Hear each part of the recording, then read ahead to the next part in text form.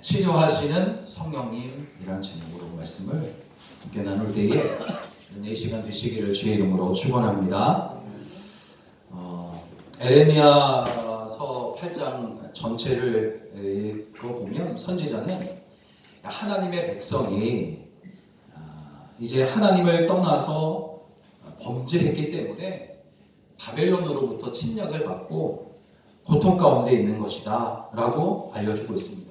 그래서 남유다 백성들은 하나님께서 자신들에게 지금 크게 진노하고 있다고 그렇게 생각을 했습니다. 19절에 보니까 뒷부분에 나를 경노하게 하였는고 라고 하는 말씀을 통해서 알 수가 있습니다.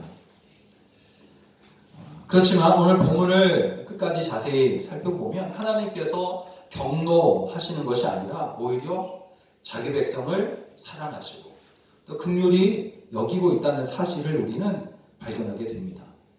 하나님은 남유다가 바벨론에 의해서 고통을 당하는 그런 모습을 보시면서 마음이 병들었고 상하여 계시는 것을 볼 수 있습니다. 그들의 아픔이 고스란히 하나님의 아픔이 되어진 겁니다. 그래서 하나님은 에레미야 선지자를 통해서 아프고 상한 마음을 안타까운 심정으로 표현하고 계시는데 그 말씀이 바로 22절에 나옵니다. 길르앗에는 유향이 있지 아니한가? 그곳에는 의사가 있지 아니한가? 딸 내 백성이 치료를 받지 못하면 어찌 됩니까?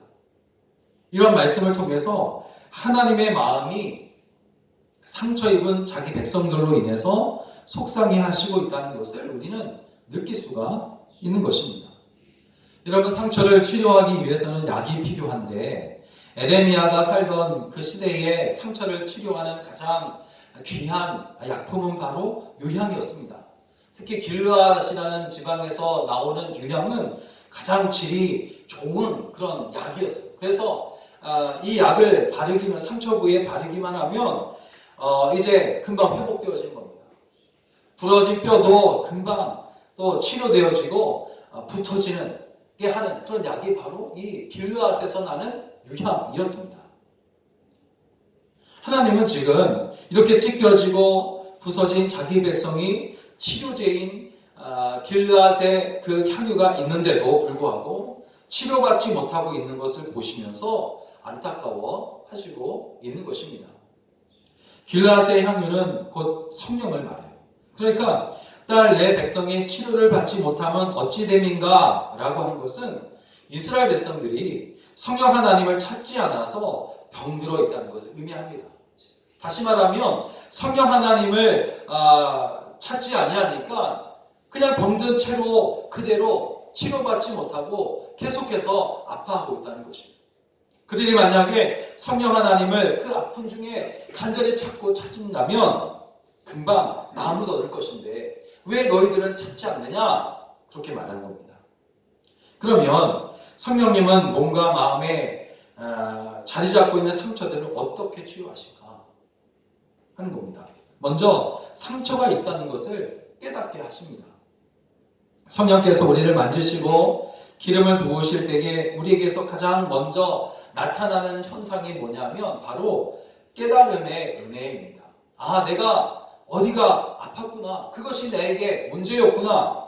내가 가지고 있는 이 상처가 얼마나 깊은 것인지 이제서야 알겠다라고 하는 그런 깨닫는 은혜가 성령께서 우리 가운데 역사하실 때 나타나는 깨달음의 은혜입니다.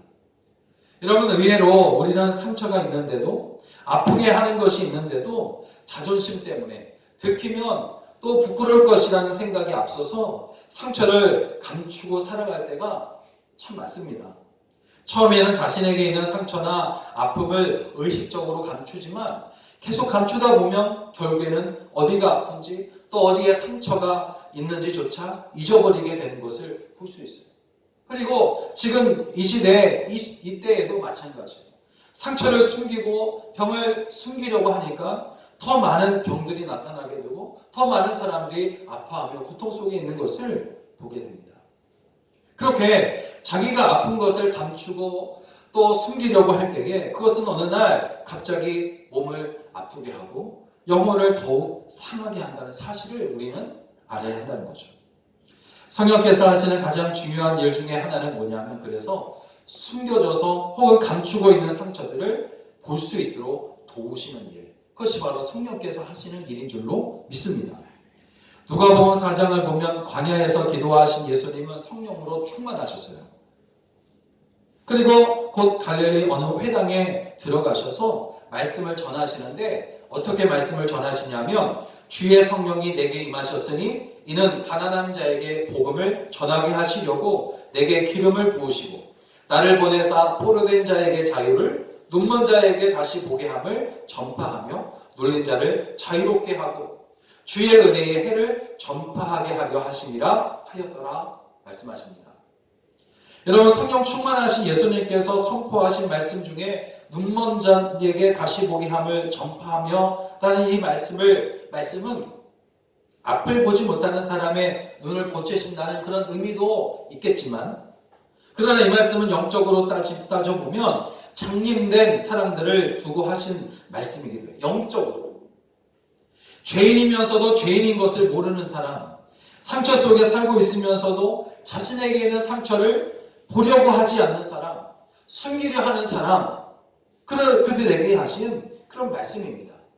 실제로 성령으로 충만하신 예수님을 만났을 때 베드로는 나는 죄인입니다. 나를 떠나소서 그렇게 말하면서 자신이 죄인임을 깨닫게 되어지고 또 보게 되며 삭개오 역시 자기 집에 모신 예수님 앞에서 속여 빼앗은 것이 있으면 4배나 내가 갚겠습니다 라고 하면서 자신이 죄인임을 깨닫고 하나님 주님 앞에 엎드리는 것을 볼 수가 있어요.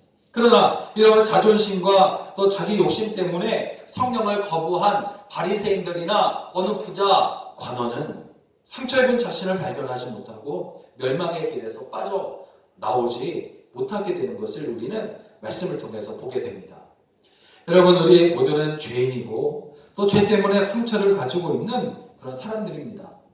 상처가 치료되어야 건강한 사람이 될 수 있는 것처럼 죄의 상처가 치료되어야 건강한 그리스도인으로 살아갈 수 있는 것은 당연한 일입니다. 그렇지만 안타까운 것은 우리 스스로 죄 때문에 생긴 상처를 치료할 수가 없다는 것이에요. 우리보다 더 큰 상처를 입은 분을 우리가 만나게 될 때에 우리는 치료될 수가 있는 겁니다. 정채봉이라는 작가가 상처 없는 새가 어디 있느냐라는 그런 글을 썼는데 이 글은 큰 상처를 입은 사람을 만나는 것이 작은 상처를 가지고 있는 우리가 치료받는데 얼마나 큰 도움이 되는가 하는 것에 대해 이제 비유로 이야기식으로 그렇게 쓴 그런 글입니다. 이런 글인데 상처를 입은 젊은 독수리들이 벼랑으로 모여들기 시작했습니다. 날개 시험에서 낙방한 독수리, 짝으로부터 따돌림을 받은 독수리, 어른 독수리로부터 핥힘을 당한 독수리, 젊은 독수리들은 서로 모여서 이 세상에서 우리들만큼 상처가 심한 독수리들은 없을 것이다. 그렇게 이야기를 합니다. 그들은 죽는 것이 사는 것보다 낫는다라고 하면서 서로 의견을 일치했습니다. 이때 막루에서 파수를 보고 있던 영웅 독수리가 손살같이 내려와서 이들 앞에 섭니다. 왜 죽으려 하느냐? 괴로워서요. 차라리 죽어버리는 것이 낫겠습니다. 영웅 독수리가 이렇게 말합니다. 나는 어떤가? 상처 하나 없을 것 같지? 그러나 이 몸을 보아라. 영웅 독수리가 날개를 펴자 여기저기 비금진 상흔들이 나타났습니다. 이것은 날개 시험할 때에 솔가지에 찢겨져 생긴 병이고 이것은 어른 독수리가 핥힌 자국이며 그러나 이것은 겉에 드러난 상처에 불과하다. 마음의 상처 자국은 헤아릴 수 없이 많다.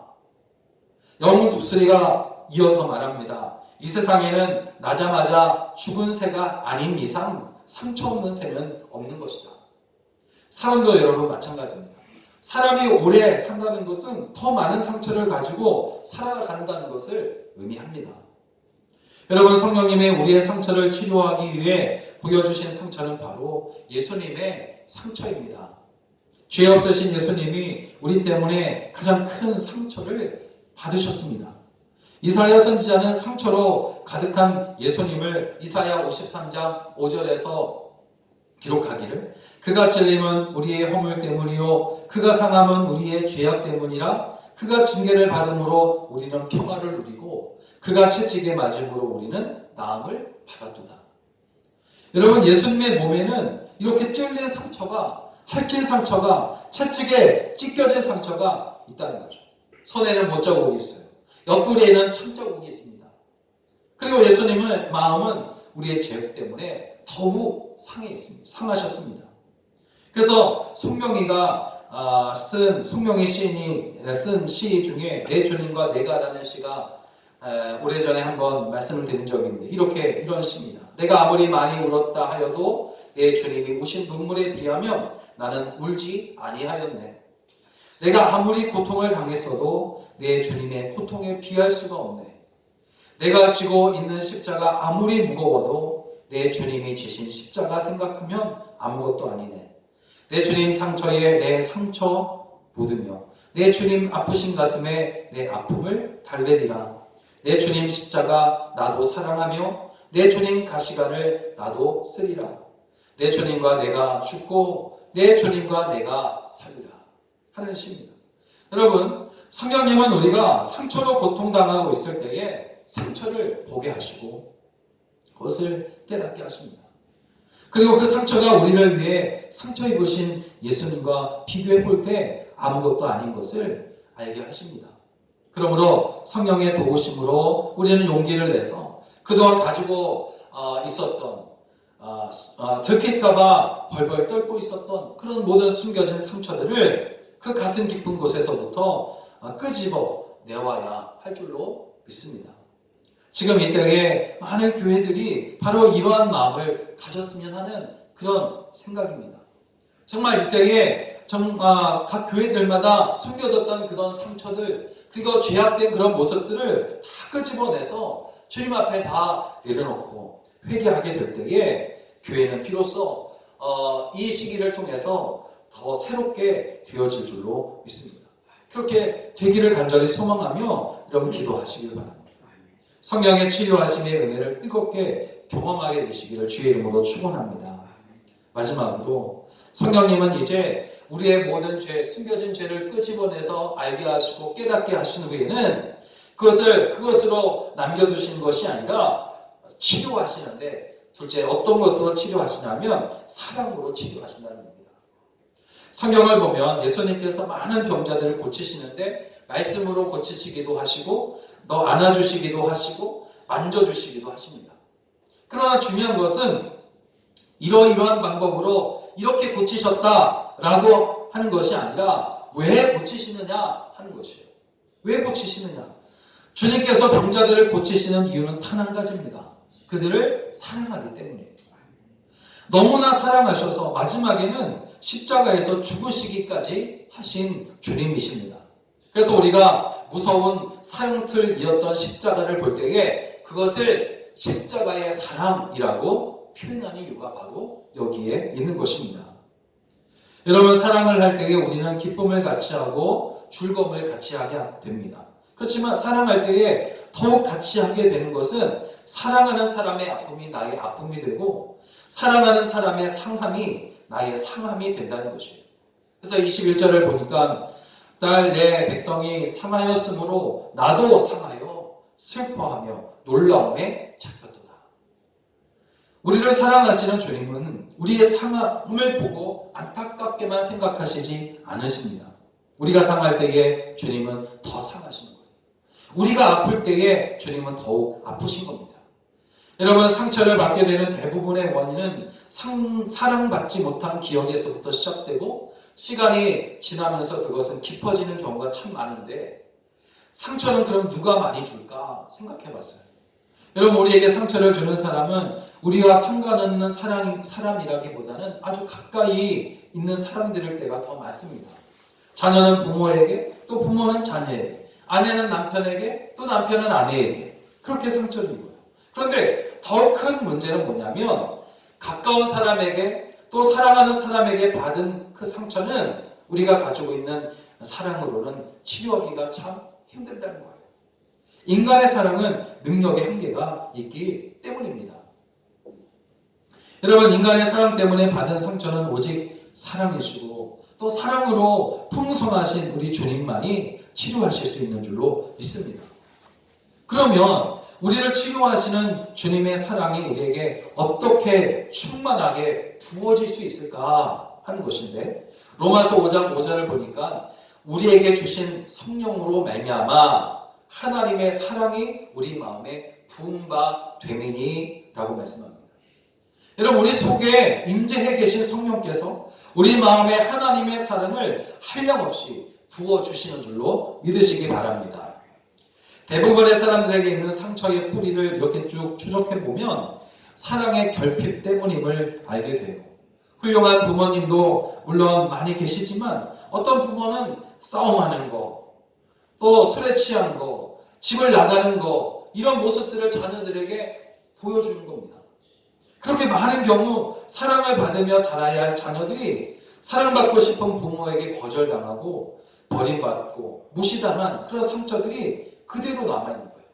이렇게 사랑의 결핍으로 받은 상처들을 누가 치료할 수 있겠습니까? 여러분, 사랑 때문에 상처받은 사람들은 더 이상 상처받기 싫어서 마음의 문을 닫아버리고 마음의 벽을 쌓아 올립니다. 그래서 하나님의 풍성한 사랑이 물밀듯 밀려와도 마음에 들어오기가 참 힘들 때가 많아요. 그런데 우리가 예수님을 영접하는 순간 그 하나님의 사랑이 우리 안에 들어오는 겁니다. 성령님이 하시는 일은 뭐냐? 우리의 죄를 깨닫게 하시는 거지만, 그 은혜를 깨닫게 하시는 거지만, 또 하나는 뭐냐면 우리의 마음에 하나님의 사랑을 경험하게 해서 마음의 문을 여시는 작업을 성령께서 하시는 줄로 믿습니다. 우리 마음에 있는 상처들을 보지 못하도록 매일같이 쌓아 올리는 벽돌을 이제 그만 쌓게 하고 그 벽돌을 하나씩 하나씩 내려놓는 작업을 성령께서 하신다는 것입니다. 여러분, 하나님은 우리를 사랑하십니다. 사랑하지 않으신 적이 한순간도 없어요. 단지 상처로 쌓아 올린 마음의 벽이 너무나 높아서 하나님의 사랑을 발견하지 못하고 있었을 뿐입니다. 그래서 우리 속에 계신 성령께서 우리와 하나님의 그 사랑을 만날 수 있도록 끊임없이 도우셔서 우리의 양심을 향하여, 우리의 마음을 향하여, 우리의 생각을 향하여 계속해서 말씀하시는 거예요. 뭐라고 말씀하십니까? 하나님은 너를 사랑한다. 하나님은 한 번도 너를 떠나신 적이 없으시다. 하나님은 너의 상처를 아시고 하나님은 지금도 너를 치료하고 계신다. 하나님은 너를 회복시켜 주신다. 너는 반드시 건강할 수 있다. 여러분, 하나님은 이제 남유다 백성을 사랑하고 계시는 거예요. 그들이 범죄했을 때에 그 영혼이 찢겨지고 상하여 있을 때에 하나님의 마음은 같이 찢겨지고 같이 상하였으며 같이 병드셨어요. 그래서 18절을 보니까 아까도 말씀드렸던 것처럼 슬프다 나의 근심이요 어떻게 위로를 받을 수 있을까? 내 마음이 병들었도다. 22절에서 길르앗의 향유 즉 성령께서 하나님의 사랑하는 마음을 알게 하며 사랑 때문에 상처 입은 마음을 치유하고 싶어 하신다 말씀하세요. 길르앗에는 유향이 있지 아니한가? 그곳에는 의사가 있지 아니한가? 딸 내 백성이 치료를 받지 못하면 어찌 됩니까? 여러분, 남유다 백성들은 지금 자기들이 이방 나라에 의해서 고통을 당하고 있을 때 그것이 하나님께서 경노하셨기 때문에, 화가 나셨기 때문이다 그렇게 생각했어요. 그렇지만 하나님은 그들을 사랑하신 겁니다. 경노하고 계신 것이 아니라 그들과 함께 아파하고 계셨고 상하여 계셨다는 거죠. 하나님은 자기 백성을 사랑하십니다. 사랑하지 않은 적이 한순간도 없으십니다.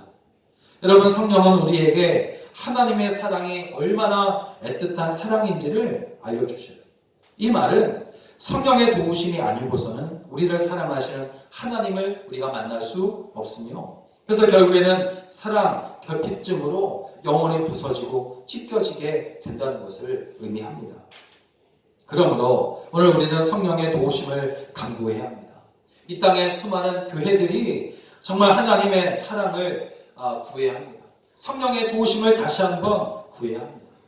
우리 속에 계신 성령님, 교회 가운데 역사하시고 계시는 주여 충만하게 역사하셔서 하나님의 사랑을 알게 하시고 하나님의 사랑으로 모든 상처들을 치료해 달라고 그렇게 간절히 우리가 기도해야 할 것입니다.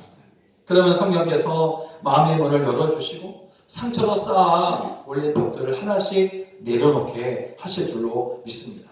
그리고 주님의 사랑으로 찢겨지고 부서진 그 상처들을 치료해서 전부 다 더 건강하게 전부 다 더 복되게 세워지게 해 주실 줄로 믿습니다. 사랑하는 여러분, 하나님은 의사가 되셔서 우리의 상처를 치료하시는 치료자이십니다. 성령께서 상처난 곳을 보게 하셔서 치료하시고 하나님의 사랑으로 그 풍성한 사랑으로 우리의 상처를 치료하신다는 사실을 알려주십니다. 우리 교회뿐만 아니라 이 땅에 세워진 모든 교회들 가운데 있었던 그 상처들을 이 시기를 통해서 하나님은 깨닫게 하시고 보게 하시고 그래서 주님의 사랑으로 그것을 치료하기를 원하십니다. 이러한 사실을 알고 우리는 더욱 주님의 그 사랑을 더욱 강구해야 할 것이에요. 그러므로 성령 충만함을 우리는 사모해야 합니다. 그래서 상처 입은 심령을 치료받고 건강하게 되어서 주님 부르시는 날까지 삶의 모든 자리에서 여러분 천국의 기쁨을 누리며 살아가게 되시기를 주님의 이름으로 간절히 축원합니다. 기도하겠습니다.